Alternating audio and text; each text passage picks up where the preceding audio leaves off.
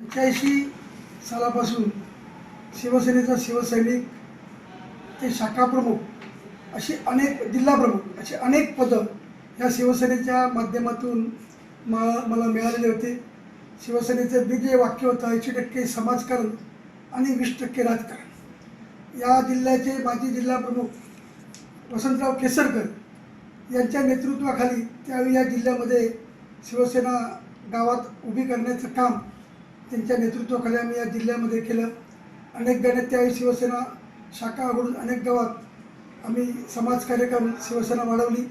त्यानंतर या जिल्ह्यामध्ये या जिल्ह्याचे सध्या असलेले खासदार माजी मंत्री नारायणराव राणेसाहेब यांच्या नेतृत्वाखाली सुद्धा या जिल्ह्यामध्ये शिवसेना वाढीसाठी प्रयत्न करून शिवसेना वाढवली. आणि वाढवल्यानंतर या जिल्ह्यात अनेक पदं मग जिल्हा परिषदेचे अध्यक्ष, जिल्हा परिषद आरोग्य शिक्षण सभापती, बांधकाम वित्त सभापती अशी अनेक पदं या शिवसेनेच्या माध्यमातून आम्हाला मिळाली.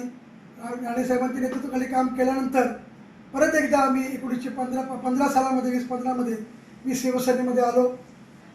कारण कुठे जावं परत तर या शिवसेनेमध्ये जावं म्हणून मी परत या शिवसेनेमध्ये आलो. शिवसेनेमध्ये आल्यानंतर जिल्हा परिषद सदस्य म्हणून मी काम केलं. जिल्हा प्रमुख म्हणून सुद्धा या जिल्ह्यामध्ये मी काम केलं. अनेक शिवसैनिकांचा अनेक नेत्यांचं मला सहकार्य मिळालं. पण आता ज्या चाललेल्या घडामोडी ज्या झाल्या त्या घडामोडी चाललेल्या आहेत त्या घडामोडीमुळे मी शिवसेना जिल्हा प्रमुखपदाचा राजीनामा देत आहे. माझा कुणावरही रागही नाही. मला या शिवसेनेत काम करताना अनेक पदाधिकारी नेत्यांनी सहकार्य केलेलं आहे. पण आता मला असं वाटायला लागलं की कुठेतरी आपण भविष्यात शिवसैनिकांना न्याय देऊ शकत नाही.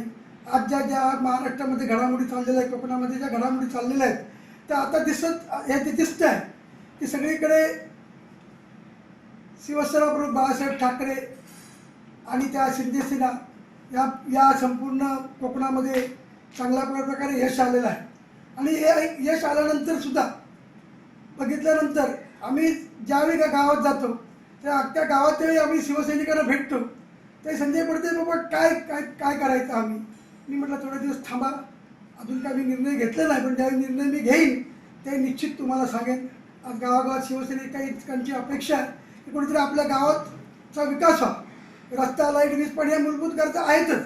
पण समाजकार्यात काम करताना ज्यावेळी जी ताकद लागते, मग लहान कामं असतात, जिल्हा परिषद असो, पंचायत समिती असो, पोलीस स्टेशन असो, तहसीलदार असो, या सर्वसामान्य जनतेची कामं शहरात आणून झाली पाहिजे. आणि त्यासाठी सुद्धा आपल्याला सत्तेची गरज असते. आणि जिथं सत्ता केंद्र असतं तिथेच गावचा विकास होऊ शकतो. आणि त्या गावच्या विकासासाठी आज मी जिल्हा प्रमुख पदाचा राजीनामा देत आहे.